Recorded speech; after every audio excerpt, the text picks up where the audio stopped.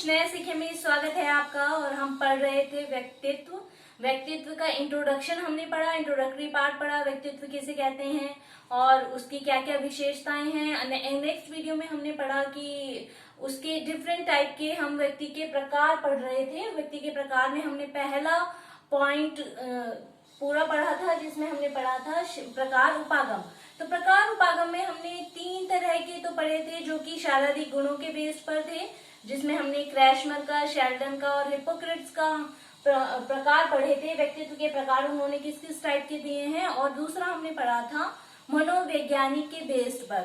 तो मनोवैज्ञानिक गुणों के बेस पर यूंग जी ने जो डिफाइन किया था व्यक्तित्व के प्रकार को। अब हम पढ़ेंगे सेकंड शील गुण उपागम। देखिए प्रकार उपागम मैंने आपको बताया था कि प्रकार उपागम क्या है, किसी भी एक कैरेक्टरिस्टिक्स को, व्यक्तियों की किसी भी एक कैरेक्टरिस्टिक्स को लेकर उसे डिफरेंट पार्ट्स में डिवाइड कर दिया गया है। कि भाई जैसे हम अगर हिप्पोक्रेट्स की बात करते थे तो हिप्पोक्रेट्स जी ने क्या कहा, शारीरिक द्रव्यों के आधार पर डिवाइड किया है ना। और इसी प्रकार से दूसरा हम पढ़ रहे हैं शील गुण उपागम। शील गुण एक्चुअली में शील गुण जो नाम दिया गया था, शील गुण उन व्यक्तित्व के बिहेवियर को शो करता है जो कि किसी समाज में या समाज में रह रहे व्यक्तियों में दिखाई देता है। जैसे एक हम घर बनाते हैं, है ना, तो घर में क्या है, हमें डिफरेंट टाइप्स की बहुत सारी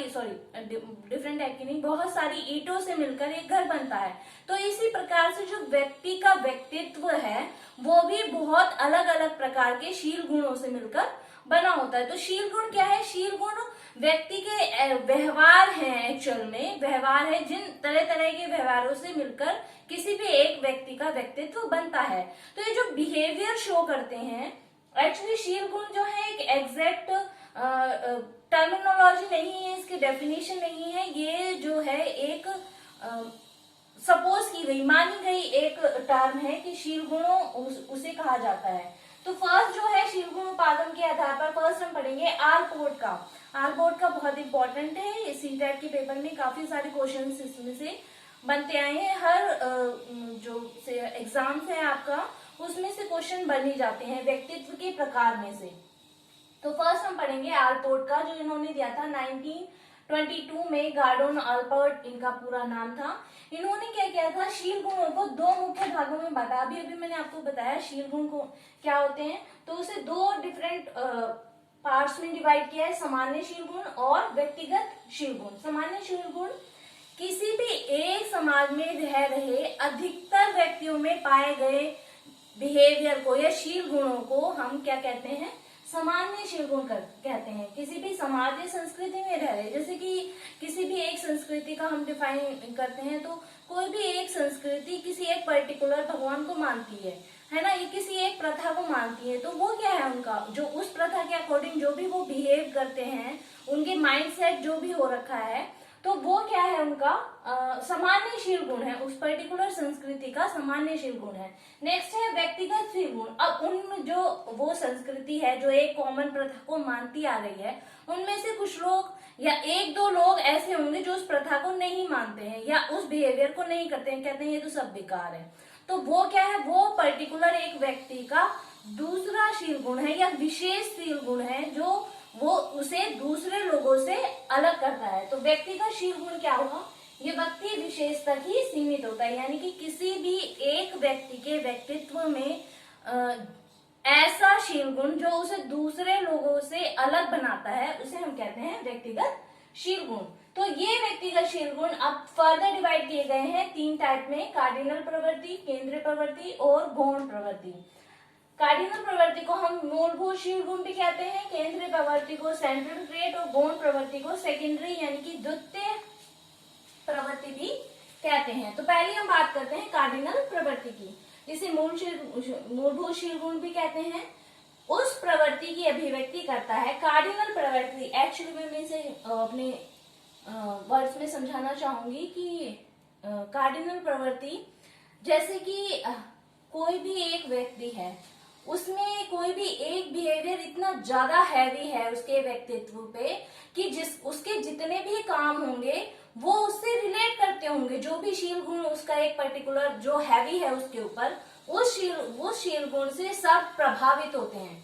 जैसे कि हम डेफिनेशन पढ़ते हैं, यह उस प्रवृत्ति की अभिव्यक्ति करता है जो किसी व्यक्ति के जीवन में इतनी व्यापक और उत्कर्ष हो जिससे व्यक्ति के प्रत्येक कार्य की पहचान उस मूल प्रवृत्ति के प्रभाव से हो सके। जैसे कि एग्जाम्पल के रूप में मैं बताती हूँ, जैसे उदाहरण महात्मा गांधी। अगर हम महात्मा गांधी का नाम लेते हैं तो सबसे पहला वर्ड हमारे माइंड में क्या आता है? हमारे माइंड में आता है अहिंसा। दूसरा है जैसे सरदार पटेल, दृढ़ निश्चयता के नाम के उस पर हम आज भी उन्हें याद करते हैं। अगर हमारे मन में सरदार पटेल का कहीं भी नाम ले लिया जाता है तो हमारे मन में सबसे पहले क्या आता है? उनकी दृढ़ निश्चयता आती है।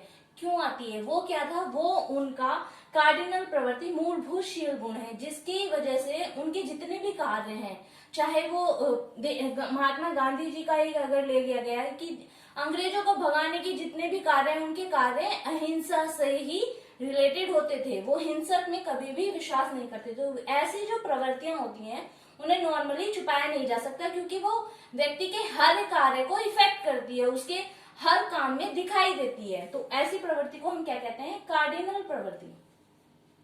अब कुछ प्रवृत्तियां ऐसी होती हैं जो किसी भी समाज के, जैसे भाई ये तो वो लोग हैं, महान लोग, जिनमें एक टाइप की प्रवृत्ति बहुत ही ज्यादा हैवी है, शील गुण बहुत ही ज्यादा हैवी है। अब कुछ लोग ऐसे होते हैं जिनकी भाई कुछ विशेषताएं होती है, एक पर्टिकुलर विशेषता ना होकर बहुत सारी विशेषता या बिहेवियर हो सकते हैं। 5 से 10 ऐसे बिहेवियर हो सकते हैं जिसे हम उसे डिफाइन कर दें। जैसे कुछ लोगों को हम डिफाइन करते हैं कि भाई वो तो बहुत साहसी है ना, अच्छा उसका हमने नाम लिया तो हम कहते हैं कि वो तो बहुत सामाजिक व्यक्ति है। तो ऐसे शील गुण जो किसी व्यक्ति को व्यक्तित्व में सक्रिय होते हैं, उनकी केंद्रीय प्रवृत्ति होती है, यह सभी व्यक्तियों में पाई जाती है। प्रत्येक व्यक्ति में 5 से 10 ऐसी प्रवृत्तियां होती हैं जिनके भीतर उसका व्यक्तित्व अधिक सक्रिय होता है। उन गुणों को केंद्रीय प्रवृत्ति कहते हैं। जैसे कि किसी भी व्यक्ति में सामाजिकता है, आत्मविश्वास है, आत्म केंद्रित है, दोस्ती है, उदार है, या कोई व्यक्ति लालची है, तो ये क्या है? लालची जो है उसकी ये वाली जितनी भी प्रवृत्तियां हैं, शील गुण हैं, एक्चुअल में ये शील गुण हर एक अगर एक शील गुण किसी एक व्यक्ति में बहुत ज्यादा ही सक्रिय है, भाई उसके सारे काम, जैसे सामाजिकता है, वो किसी अपनी कोई जमीन भी अगर खरीदता है तो वो देखता है, वो सोचता है कि इस जमीन पर मैं जो हूँ आश्रम खोल दूंगा या फिर बालिकाओं के लिए विद्यालय खोल दूंगा।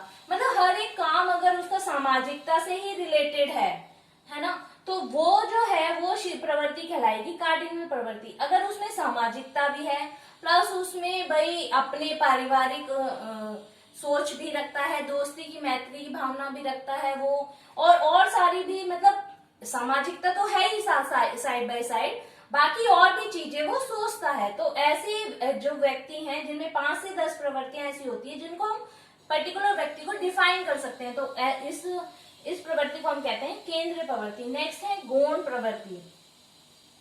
गौण प्रवृत्ति बहुत सारी प्रवृत्तियां हो सकती हैं, अनगिनत प्रवृत्तियां हो सकती हैं, बहुत कम स्पष्ट होती हैं। जैसे कि खाने की आदत या पहनावा, किसी भी व्यक्ति की ऐसी क्षीण बिहेवियर यानी कि छोटा बिहेवियर जो उसे डिफाइन तो करता है। जैसे हम किसी पर्टिकुलर व्यक्ति को जानते हैं, वो बहुत खाने का शौकीन है ना, कोई व्यक्ति घूमने का बहुत शौकीन है, किसी व्यक्ति को हेयर स्टाइल बनाने का बहुत शौक है, भाई अपने हेयर्स बहुत जल्दी जल्दी चेंज करता है, अलग अलग हेयर स्टाइल बनाता है। किसी व्यक्ति को जो है मेकअप करने का बहुत शौक है, किसी को खाना बनाने का बहुत शौक है। तो ऐसे व्यक्ति क्या है, ये जो शौक हैं उनके, ये क्या होते हैं? कम स्पष्ट होते हैं, अनगणित होते हैं, बहुत सारे हो सकते हैं और असंगत होते हैं। यानी कि इसमें किसी को बताने की जरूरत नहीं है कि वो होता है, कम महत्वपूर्ण होते हैं ये, और अर्थपूर्ण भी कम होते हैं। जैसे सामाजिकता, लालची, उदारता, ये थोड़ी बड़े हाई लेवल की जो शील गुण है, ये थोड़े कम है ना। व्यक्ति का स्वभाव है आदतें जैसे होती हैं, मैंने अभी बताया, जैसे बहुत सारे व्यक्तियों में अलग अलग आदतें होती हैं। एग्जाम्पल खाने की आदत, जैसे पहनावा, हेयर स्टाइल, अभी मैंने आपको बताया। तो ये ऐसी प्रवृत्तियों को क्या कहा जाता है? गौण प्रवृत्ति। तो ये था हमारा आलपोर्ट का सिद्धांत। अगर आपको हमारी वीडियो अच्छी लगी हो तो हमारी वीडियो को लाइक कीजिएगा और हमारे चैनल को सब्सक्राइब कीजिएगा और बेल आइकन प्रेस कीजिएगा, ताकि आपको आगे आने वाली अपडेट्स, वीडियो की अपडेट्स आपको मिलती रहे।